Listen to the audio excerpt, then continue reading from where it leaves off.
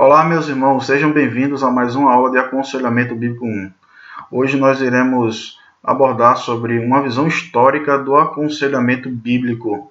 Nossa intenção é mostrar para vocês como foi que se desenvolveu a prática do aconselhamento, principalmente com base em textos do Novo Testamento e no período pós-reforma até os dias de hoje. Mas antes de entrarmos nessa visão histórica propriamente dita, seria interessante termos um cenário atual de como as pessoas compreendem o aconselhamento. Primeiro, a psicologia cristã no lugar do aconselhamento bíblico. Muitas pessoas veem hoje que os problemas não orgânicos dos seres humanos, das pessoas, dos crentes, esses problemas devem ser tratados não por um pastor, mas por um psicólogo ou alguém que tenha estudado cadeiras ou disciplinas de psicologia. Nós também vemos que teologia e psicologia se complementam. Isso é na mentalidade da maioria dos crentes e dos pastores.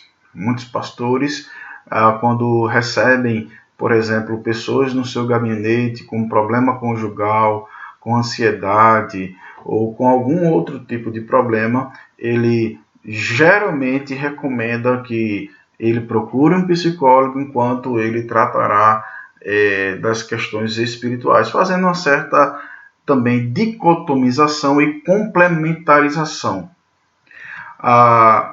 E também muitos hoje em dia acreditam que as escrituras não são suficientes para tratar os problemas emocionais e espirituais do homem. Ou seja, na mente de muitos crentes e muitos pastores e estudiosos, os problemas emocionais e espirituais dos seres humanos devem ser tratados não somente com as escrituras, mas também é necessário o acréscimo da psicologia. Isso é uma perspectiva muito comum. E também, por isso, é necessário que hajam especialistas, sejam eles psicólogos de carreira ou pastores que, após terminarem o seu curso teológico, estão também fazendo esses cursos, essas faculdades, para poderem complementar sua prática pastoral. Esse é o cenário atual, mas se nós observarmos bem, e como nós iremos apresentar ao longo dos próximos slides, essa não é a perspectiva ao longo da história da igreja. Vejamos agora em que é que a psicologia moderna se baseia, por exemplo, visto que ela é vista quase que como necessária para tratar os problemas. Então, no que é que ela se baseia?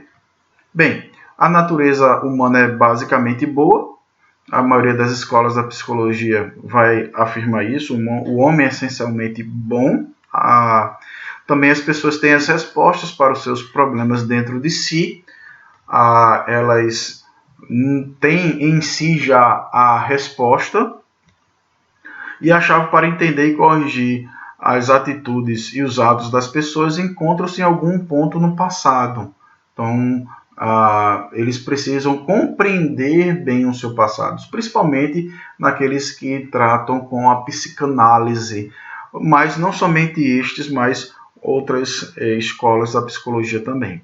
E os problemas dos indivíduos são resultado de algo que outros lhe fizeram. Na psicologia, geralmente, nas principais correntes, o homem, quando chega com o seu problema, ele é levado a acreditar que o seu problema é resultado do que outros lhe fizeram. Isso torna ele vítima e não responsável. E os problemas profundamente arraigados podem ser resolvidos apenas por conselheiros profissionais na terapia. A psicologia, ela entende que, embora a religião, não necessariamente o cristianismo, mas a fé de uma forma geral, a religião de uma forma geral possa ajudar alguém, os seus problemas eles não deveriam ser solucionados a partir daí, mas sim por meio de profissionais. E as escrituras, a oração e o Espírito Santo são recursos inadequados e simplistas para resolver determinados tipos de problemas. Por exemplo, uma pessoa com depressão, para essa visão da psicologia, procurar um pastor seria algo meio que fanático, retrógrado, seria algo como que não seria indicado. Ele deveria, por exemplo, procurar um especialista, porque o pastor só vai ler a Bíblia, vai orar e vai contar com os recursos que a Escritura apresenta, e esses são reducionistas e simplistas. Então, essa é a perspectiva em que a psicologia se baseia. Mas como é que isso era visto antigamente na história da igreja?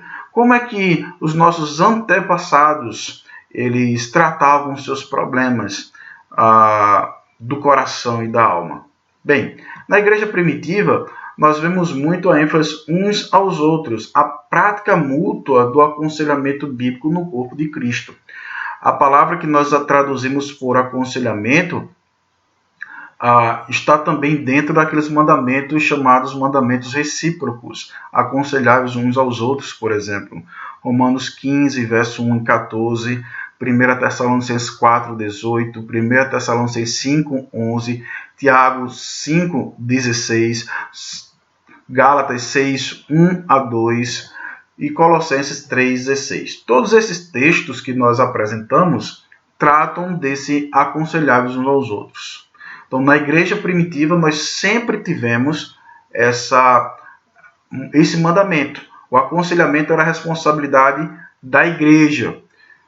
Mas, ao longo da história, nós temos também um grupo, depois da Reforma Protestante, chamados puritanos, que também valorizaram muito essa prática do aconselhamento, né?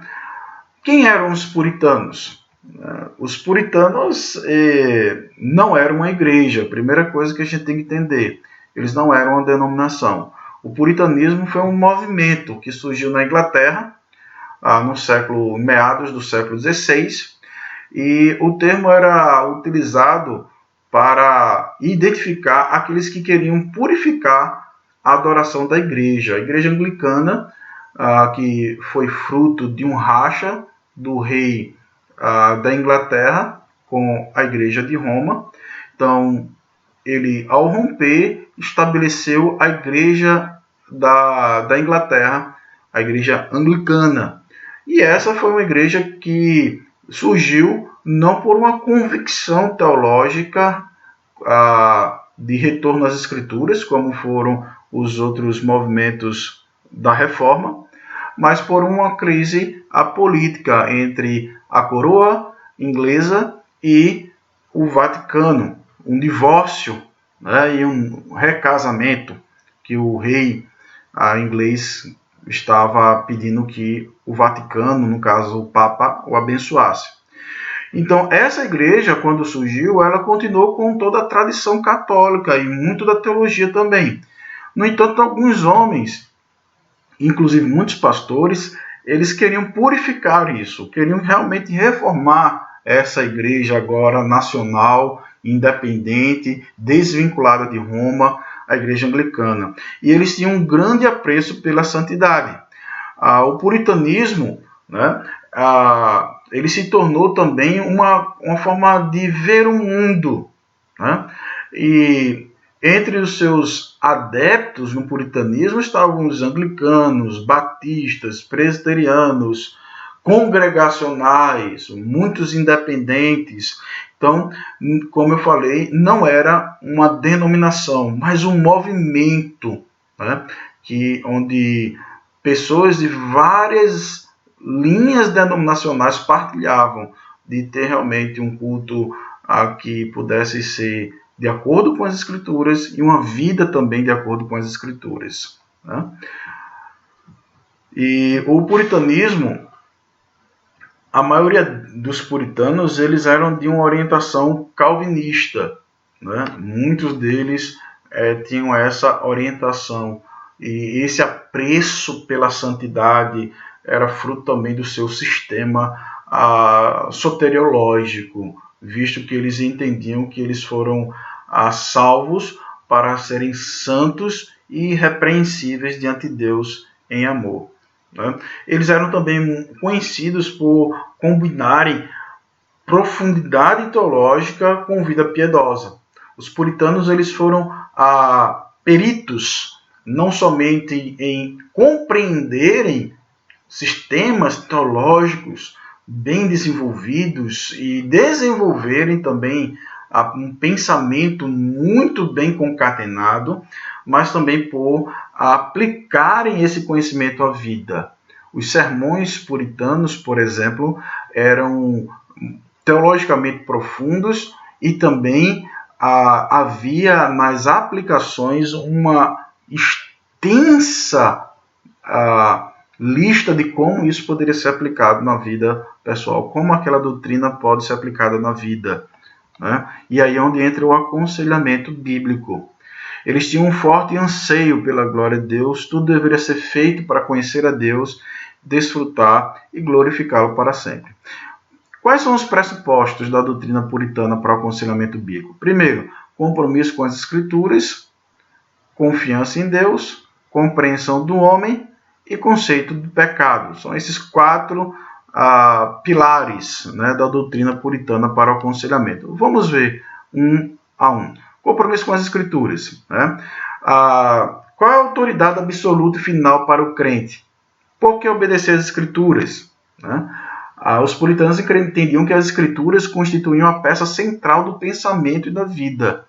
Nós podemos dizer que a forma de conhecer o mundo, a criação, e também de se relacionar com essa criação e de compreender quem é o homem e qual é o seu propósito, só pode ser encontrado nas Escrituras. Podemos usar uma certa expressão que a fonte epistemológica do puritanismo e da prática do seu aconselhamento encontrava-se nas Escrituras, né? Reverenciar a Deus é referenciar as Escrituras para eles. E servir a Deus é obedecer às Escrituras. Havia uma estreita ligação entre Deus e a sua palavra. E a base bíblica para o aconselhamento puritano repousava sobre a doutrina da inspiração divina. Também nós ainda podemos observar que eles acreditavam o seguinte, que o que a Bíblia dissesse, Deus disse. Por isso a Bíblia tinha autoridade final e absoluta. Embora nós afirmemos isso hoje no meio evangélico, na prática nós não confiamos nisso quando levamos para o aconselhamento. O aconselhamento fala de pessoas que estão profundamente abatidas na escuridão da sua alma. Mas quando nós apresentamos as Escrituras, muitas vezes, mas isso não é suficiente. Precisamos procurar outros recursos. Mas os crentes do passado entendiam o oposto. Deus falou. Então isso é suficiente para que eu resolva adequadamente o meu problema. Thomas Watson observou, em cada linha que você lê, imagine Deus falando com você. Esse foi um puritano muito famoso e nós podemos observar nessa sua afirmação o seu compromisso com as Escrituras. William Ames disse que não há qualquer preceito de verdade universal pertinente ao bem viver quanto à economia doméstica, à moralidade, à vida política ou à criação de leis que não pertença por direito à teologia. Queridos, eu queria ressaltar essa afirmação desse puritano aqui. Ele está mostrando que qualquer verdade universal que pertence a essas áreas, e perceba que essas áreas englobam todas as áreas da nossa vida, pertencem por direito à teologia, à revelação de Deus. Deus é quem tem a verdade universal sobre essas coisas. Para os puritanos ingleses, toda necessidade psicológica concebível poderia ser satisfeita e todo problema psicológico imaginável poderia ser resolvido por uma aplicação direta da verdade bíblica. Então veja que eles eram muito compromissados com a suficiência das Escrituras. Mas o segundo pilar era a confiança em Deus. Quem é Deus? Podemos confiar em Deus e nos deleitar nele? Bem, para os puritanos só podemos confiar plenamente em Deus através de uma alta conceituação de quem Ele é. E aqui é interessante, entra mais uma vez a necessidade da teologia no aconselhamento. Não basta apenas crer num conceito vago de Deus como se crê hoje, mas sim em quem Deus é. Conhecer através da sua revelação, os seus atributos. A pessoa de Deus tem implicação para meu relacionamento com Ele e com o próximo e com a criação. Deus se dá a conhecer para nós, para que possamos viver de uma forma que possa glorificá-lo e possamos encontrar prazer nele. Tozer diz que a questão mais séria para a igreja é sempre o próprio Deus. E o fato mais portentoso acerca de qualquer homem não é o que ele, em um momento, é capaz de dizer ou fazer, mas o que ele, em seu íntimo, concebe que Deus seja. Então, a coisa mais importante sobre o ser humano, sobre uma pessoa, sobre você e eu, não é o que eu posso dizer ou fazer em algum momento da vida, mas o que lá no meu coração eu compreendo sobre Deus. Essa é a coisa mais importante que nós devemos observar. Falando de seus próprios dias, Tozer ainda diz: penso que o conceito cristão de Deus em vigência nesta metade do século XX é tão decadente que está completamente abaixo da dignidade do Deus Altíssimo, constituindo-se na realidade para os crentes professos algo que beira a calamidade moral. Veja que a calamidade moral está relacionada a um baixo conceito de quem Deus é. Veja que compreender quem Deus é fala também do meu comprometimento moral na perspectiva de Tozer. Ainda sobre a confiança em Deus, os puritanos eram conhecidos por serem pessoas intoxicadas com Deus. Né? Isso expressa uma cosmovisão teocêntrica, relacionando tudo na vida de alguém, incluindo todos os problemas pessoais, à natureza, ao caráter e ao propósito de Deus. Como Deus está nesse problema? Como Deus vê esse problema? Como o ser de Deus pode fazer diferença na solução do meu problema? Então, a vida, o mundo era pensado em torno da pessoa de Deus. Os puritanos captavam a verdade de que um conhecimento preciso do eu vem somente por meio de um conhecimento prévio de Deus. E aqui entra uma diferença muito grande entre o aconselhamento bíblico e as psicologias atuais. As psicologias atuais compreendem o homem a partir de si mesmo. No aconselhamento bíblico, nós vamos compreender o homem, só podemos conhecer precisamente o homem, inclusive eu mesmo, quem eu sou, somente por um conhecimento prévio de Deus. Isso se deve a um fundamento teológico afirmado em Gênesis, que o homem foi criado à imagem e semelhança de Deus. Somente conhecendo a Deus eu posso saber quem sou e para que fui criado, e assim como posso viver me relacionando com o meu Criador. Também uma compreensão do homem. Podemos ter uma consciência em paz com Deus? Os puritanos eram conhecidos por um constante autoexame, né, em busca de uma consciência, o que é certo, o que é errado, e eles queriam ter essa consciência pura diante de Deus. Então eles eram conhecidos por continuamente estarem examinando o seu próprio coração. William Ames, mais uma vez, citando ele, define consciência como um juízo que o homem faz de si mesmo de acordo com o juízo que Deus faz dele. Perceba então aqui que essa compreensão do homem, ela não está desassociada do que Deus diz, porque muitas pessoas podem ter uma consciência em paz mesmo em meio ao pecado, porque elas estão julgando a si mesmas de acordo com o seu próprio juízo e nada mais. Só que Ames diz que o juízo que eu faço de mim deve ser de acordo com o juízo que Deus faz. Então, nós deveríamos entender que o exame do nosso coração é algo que deve ser feito continuamente. A Parker, que é um estudioso dos puritanos, está vivo ainda, disse para eles, no caso para os puritanos, a consciência que significava o conhecimento que o homem tem de si mesmo, como quem está na presença de Deus, coram Deo, nas palavras de Lutero. Era uma vida para a glória de Deus, na presença de Deus, continuamente, né? Então, os puritanos tinham isso, e isso ajudava muito no processo do aconselhamento. A base para um funcionamento da consciência é a lei que Deus revela nas Escrituras.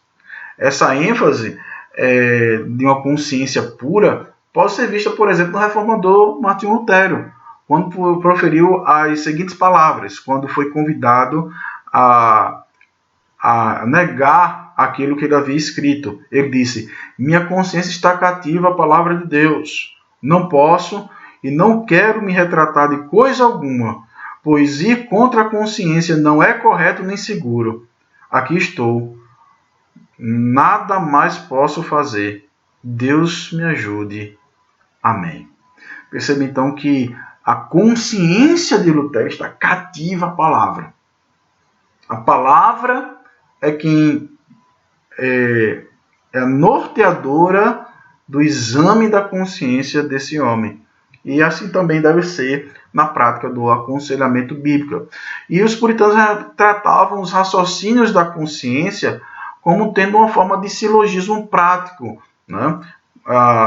Então, o silogismo seriam as nossas pressuposições, né? Como nós montamos o nosso raciocínio. O raciocínio, então, estava fundamentado em duas premissas, a maior e a menor, acerca de nosso dever, o que deveríamos fazer ou não, ou de nosso estado perante Deus, obediente ou desobediente, aprovado ou desaprovado, justificado ou condenado. Por exemplo, nas Escrituras, nós poderíamos ver um exemplo aqui de silogismo, né? A premissa 1, aqui P1, nas Escrituras, Deus proíbe roubar. Então, quando você está sendo tentado a roubar, talvez apareça em alguma situação, algum contexto, talvez uma crise financeira, sua empresa quebrou, ou há necessidade de mais recursos que você não tem, e aparece uma forma de você adquirir aquilo que não é seu de uma forma ilícita, ou seja, roubar. O que é que o puritano pensaria? Pegar esse dinheiro seria roubar. Conclusão, não devo pegar esse dinheiro. Isso parece tão simples, tão óbvio, né? Mas hoje, na sociedade moderna, nós incluímos outros pensamentos, incluímos não uma consciência cativa a Deus, mas nós muitas vezes vemos os crentes julgarem as coisas por meio da sua consciência, escravas dos seus sentimentos. Eu preciso, isso me fará feliz, há necessidade de que eu faça isso, é para o bem dos outros, Deus ele vai entender isso, e isso vai abençoar outras pessoas. E muitas pessoas terminam cometendo pecados porque elas não têm a sua mente cativa a Cristo, mas sua mente escrava dos seus sentimentos pecaminosos. Os puritanos buscavam com toda diligência uma consciência pura diante de Deus. Isso só era possível pelo conceito sobre inspiração das Escrituras. Os puritanos diziam que Deus deve controlar nossas consciências de modo absoluto. Não existe um pensamento, um sentimento que não deva ser submisso e que não deva ser governado pelo que Deus diz na sua palavra. E também o conceito de pecado, né? Quais são os efeitos do pecado? Por que devemos evitá-lo? Né? O que é que os puritanos pensavam sobre isso? Um certo historiador disse que o pecado era o recipiente da maior repugnância que o puritano fiel fosse capaz de ter, pois ameaçava a ordem social, violentava a razão e, acima de tudo, era a epítome, ou seja, a síntese da antítese do que o puritano professava amar de forma mais sincera o Senhor. Então, o pecado, ele não era tolerado, ele não era mimado, como nos nossos dias, ele era repugnado. E, meus irmãos, deixe-me abrir um parênteses. Uma característica que a igreja tem perdido é repugnar o pecado. Por isso que ele tem entrado dentro da igreja. E um puritano fiel entendia que o pecado era algo totalmente repugnante e era o contrário daquilo que ele professava amar de uma forma mais profunda, que era o próprio Deus. E ainda sobre o conceito de pecado, uma confissão puritana notável, que fala muito a nossa cultura, é que a supremacia da razão sobre a vontade deve ser alcançada por meio da graça divina e não pela educação humana. O pecado ele só pode ser vencido por meio da nossa razão se submetendo a Deus por meio da graça divina. Não são 7 passos para o sucesso, 12 passos para vencer o vício. Não são lições meramente racionais. O puritano entende que vencer o pecado não se dá somente pela absorção de conteúdos de educação. A educação não mudará o caráter moral das pessoas em relação a Deus. Somente uma submissão da razão ao senhorio de Cristo por meio da graça que pode fazer isso. E reconhecendo o engano residente em cada coração, os conselheiros puritanos sabiam que aquilo que as pessoas menos queriam ouvir era o que elas mais precisavam ouvir. Isso aqui é bem parecido com os dias atuais. As pessoas buscam, muitas vezes, no gabinete pastoral, a compreensão do pastor com relação ao pecado cometido pelo seu aconselhado. Ou para que o pastor minimize o peso da consciência dele. Na verdade, isso é resquício ainda do pecado que está no coração. Nós precisamos falar para essas pessoas, elas pecaram contra o Senhor. Na psicologia atual, nós somos convidados a não fazer isso para não diminuir a autoimagem da pessoa. Se pudermos tratar mais à frente, ao longo do curso teológico, nós vamos ver que esse conceito de autoimagem não é bíblico. E, em segundo lugar, as pessoas precisam ver sim que elas pecaram contra um Deus Santíssimo, pecaram contra aquele que não compactua com o pecado, mas pecaram também contra aquele que é riquíssimo em misericórdia e graça, e que se houver arrependimento, eles podem recorrer a essas dádivas concedidas da parte do Senhor.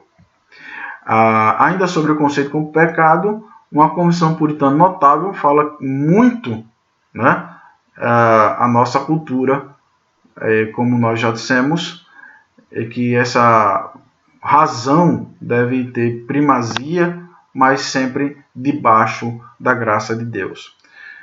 A forma puritana de lutar contra o pecado foi a mortificação. Mortificação significa matar as obras do corpo. Isso inclui não apenas o fruto do pecado nos padrões de conduta exterior, não é somente parar de fazer algo, não é somente parar de cometer o pecado, mas também a raiz do pecado, é mudar as motivações. Isso aqui, meus irmãos, está no cerne do aconselhamento bíblico, como nós vamos ver daqui a pouco. Não basta apenas parar de fazer algo. Isso pode parecer puramente legalismo. Nós precisamos ter corações transformados pela graça de Deus. A mudança só acontece verdadeiramente quando ela acontece primeiramente no coração. Os puritanos não lutavam contra demônios, mas contra si mesmos. Por conseguinte, adquiriam certa maestria, certa habilidade, sobre si mesmos, produzindo piedade de vida. No meio atual, nós vemos muitas pessoas, principalmente ligadas ao movimento neopentecostal, afirmarem que tudo é demônio. Mas, na verdade, o grande inimigo que você tem, de acordo com Tiago, capítulo 1, nos versículos 13, 14 e 15, é o seu próprio coração. No entanto, não bastava desprezar o pecado, quando o único motivo é o medo das consequências. Você não pode deixar de pecar somente porque você tem medo do castigo de Deus. O arrependimento verdadeiro é o operar em nossos corações. É Deus agindo em nossos corações para que produza um pesar que torna o pecado mais odioso a nós do que a punição, até que possamos dirigir contra ele uma santa violência. Meus queridos, nós deveríamos ter mais ódio do pecado do que medo da punição. E isso deve ser tratado no coração de cada um. Bem, os puritanos, o trabalho da alma, né? As escrituras como verdade infalível para transformar a vida do homem. Baxter, por exemplo, ele fez um catálogo muito extenso. Ele trabalhava problemas variados, por exemplo, melancolia, aquilo que hoje nós chamamos de depressão, né? Era tratado pelo pastor puritano Richard Baxter, né? John Bunyan, quando escreveu O Peregrino, Jonathan Edwards, o tratado acerca das emoções religiosas, todos esses são autores ligados a esse movimento puritano. Doutrina e piedade, posso dizer que era o lema desses homens, né? Então, nós podemos concluir que essas concepções teológicas e práticas dos puritanos geraram cristãos espirituais e psicologicamente sadios. Desta forma, os puritanos apontam o caminho de como podemos ser felizes, vivendo uma vida de obediência e satisfação a Deus, através de sua palavra, por meio da ação do Espírito Santo. Percebe então que nós tivemos uma geração no passado que somente com as Escrituras e a aplicação dela à vida pessoal venceram problemas na alma que os homens hoje também enfrentam. E naquela época eles enfrentavam ansiedade, enfrentavam problemas de depressão, eles enfrentavam problemas conjugais complexos, eles enfrentavam problemas com vícios, imoralidade sexual. E eles venciam isso por meio das Escrituras sendo aplicadas a corações quebrantados por Deus. Bem, mas como é que se deu a secularização do aconselhamento? Primeiro foi o liberalismo teológico, né, entrando nas universidades, e a psicologia secular. Porque a psicologia secular ela se fundamenta numa cosmovisão não cristã. Isso gerou um solo fértil para que a igreja começasse a receber isso, né, de uma forma muito voluntariosa até. Eu estava recebendo algo que seria prejudicial de uma forma muito voluntariosa. Entre 1750 e 1900, a psicologia se desenvolve como uma ciência empírica, né, e não como uma antropologia filosófica. E entre 1900 e 1950, a psicologia desenvolve suas principais escolas em muitos ramos, né? Alguns teóricos da psicologia, Harry, Norman, eles assolavam as igrejas liberais. Criaram, inclusive, a Clínica de Educação Pastoral, por exemplo, baseado numa teologia não conservadora. E Freud é o pai, né, para muitos, da psicologia moderna. E a psicanálise, a psicologia de Freud, a escola dele é chamada psicanálise também. A escola freudiana, ela não tem espaço para Deus, ela é incompatível, porque ele passa a compreender o mundo, ele passa a compreender o homem e os problemas do homem alheio ao que as Escrituras dizem, né? O homem religioso, essa é uma frase interessante de Philip Heath, ele diz: o homem religioso nasceu para ser salvo, o homem psicológico nasceu para ser satisfeito. E, queridos, essa é uma afirmação muito impactante. Esse sociólogo afirmou isso. O homem religioso é aquele homem que crê em Deus, e não somente crê nele, mas busca a solução para os seus problemas nos recursos divinos. Esse homem nasceu para ser salvo. Mas o homem psicológico, aquele que confia nas escolas psicológicas, ele nasceu para ser satisfeito. E muitas pessoas não estão atentas a isso. A psicologia, ela quer que você saiba conviver bem de uma forma tal com seus dilemas, mesmo que isso seja contrário à palavra de Deus. A secularização do aconselhamento, meus irmãos, como nós já apresentamos, isso aqui em 1950 e 70, por exemplo, aconteceu a Associação Nacional de Evangélicos, o movimento de psicologia dentro das igrejas evangélicas. Foi um período de propagação e ela começa a chegar. Ela entrou na universidade, agora aqueles formados e os catedráticos estão indo para as igrejas e levando essa concepção, né? No entanto, Jay Adams é o precursor do movimento do aconselhamento bíblico, e ele era formado em teologia, era perito em grego, pregação,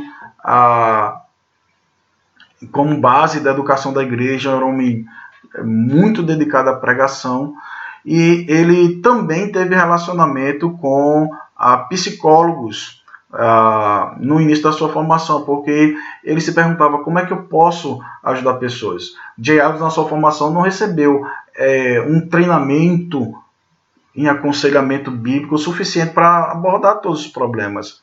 E aí ele foi em busca da verdade, ele fez diversos cursos, inclusive com psicólogos, mas ele não encontrou respostas satisfatórias. Ele trabalhou em clínicas também, estagiando, acompanhando psicólogos, e a palestra do Maurer, a crise na psiquiatria da religião. O Maurer é um psicólogo, embora Jay Adams não faça parte da linha de pensamento dele, mas Maurer, como um psicólogo, ele estava criticando a psiquiatria e mostrando que a religião estava cedendo para essas perspectivas erradas. Veja, o Maurer é um psicólogo e não é um psicólogo cristão. Então, Jay Adams estudou com ele também e fez alguns estágios. Isso ajudou ele a clarear mais, né, e compreender melhor os erros da psiquiatria e também da própria psicologia. A psicologia é tão ruim quanto os liberais. Não é correta e não funciona. Mas como realmente ajudar as pessoas? Né? Então, Jay Adams lecionou teologia pastoral no Seminário Teológico de Westminster em 63. Ele se dedicava muito ao estudo bíblico sobre a consciência, antropologia, culpa, transformação e ao estudo de pessoas. Em 68, ele e o Bettler criaram o CCEF, que é a Fundação Cristã de Aconselhamento e Educação. Essa fundação existe até hoje, né? Em 70, ele escreveu seu primeiro livro, O Conselheiro Capaz, que é publicado no Brasil pela editora Fiel. É um manual muito interessante para você entender o aconselhamento bíblico dessa perspectiva da suficiência das Escrituras, certo? Que ele chama de aconselhamento noutético. E também o seu intuito era tentar minimizar ou destruir a influência da psicologia secular e construir uma base bíblica, né, para um retorno do aconselhamento bíblico na igreja. Depois de escrever o seu livro Manual do Conselheiro Cristão, que é o segundo livro depois, onde ele vai tentar apresentar métodos do aconselhamento, também publicado pela editora Fiel no Brasil, ainda hoje. Ele escreve esse segundo livro. Em 76, ele cria aquilo que é chamado de NENC, que é a Associação Nacional de Conselheiros Noutéticos, que em 2013 né, mudou de nome, continua com a mesma filosofia, o mesmo propósito, mas mudou de nome, agora é a Associação de Conselheiros Bíblicos Certificados. E em 77 ele fundou a Revista de Prática Pastoral e criou também um doutorado residencial, né, em Ministério de Aconselhamento com John Bettler em 1980. Né? E depois de Adams, né, quais são os avanços? Nós temos, depois de Adams, o CCEF desenvolvendo práticas de aconselhamento. Adams ele é o que redescobriu o aconselhamento, mas o Paulson, o Welch, o Tripp, eles desenvolveram mais a prática do aconselhamento, principalmente tratando as questões das motivações idólatras, algo que não foi muito tratado na perspectiva de aconselhamento como desenvolvida pelo Jay Adams, né?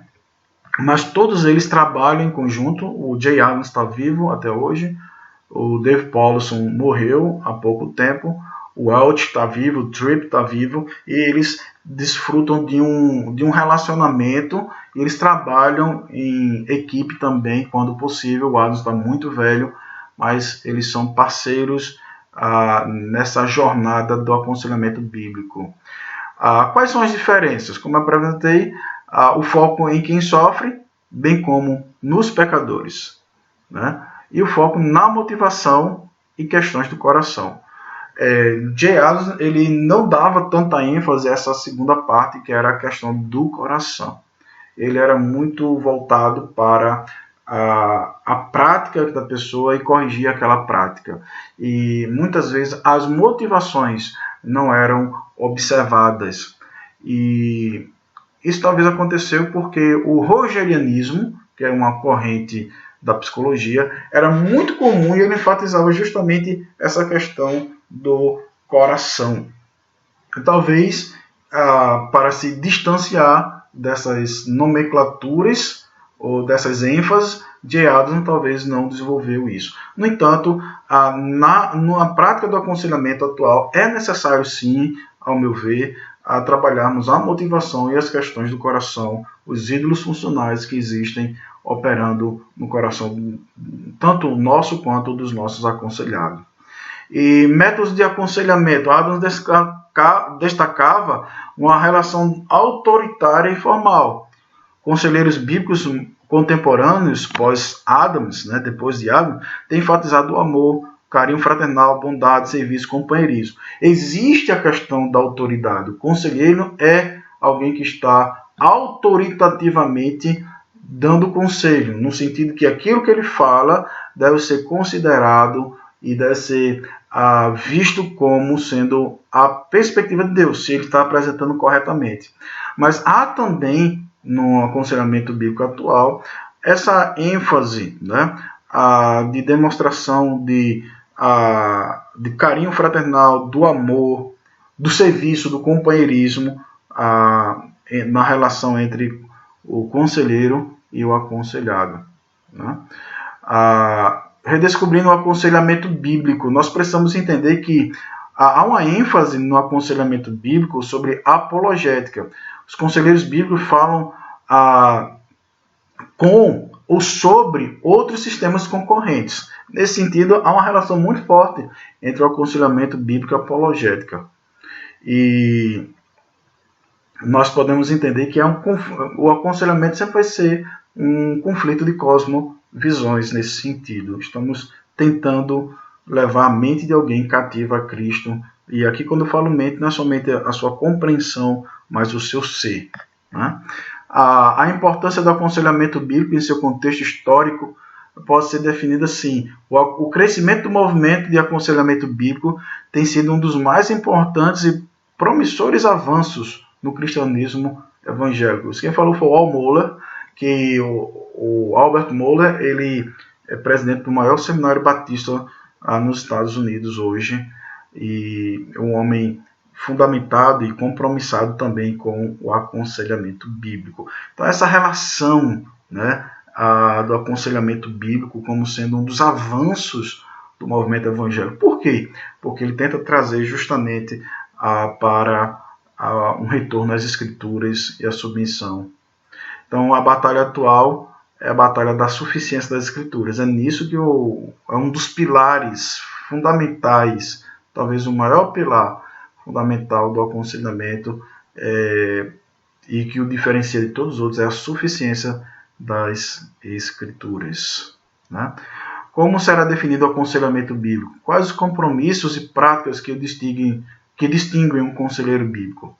Como será desenvolvido com maior precisão as habilidades na cura das almas? A tarefa de edificar conselheiros bíblicos exige avanços exegeticamente íntegros e comprovados na prática. Então, meus irmãos, para que a gente desenvolva e responda essas perguntas aqui, né, que foram feitas, como é que a gente vai definir, quais são os compromissos. Nós precisamos entender que, para prepararmos conselheiros bíblicos idôneos, nós precisamos desenvolver pessoas que são fundamentadas nas Escrituras, com uma boa exegese, com uma boa teologia e também com uma boa percepção de como aplicar essas conclusões à vida prática dos seus aconselhados. Como os conselheiros bíblicos propagarão a causa do aconselhamento bíblico? Como atingir a igreja cristã, a comunidade integracionista, a cultura psicológica secular? Como é que nós vamos fazer isso? Como é que nós vamos propagar e atingir a igreja cristã que está hoje influenciada pela psicologia secular? Então nós temos alguns desafios que nós precisamos atentar para eles. Deus abençoe e uma boa aula para todos.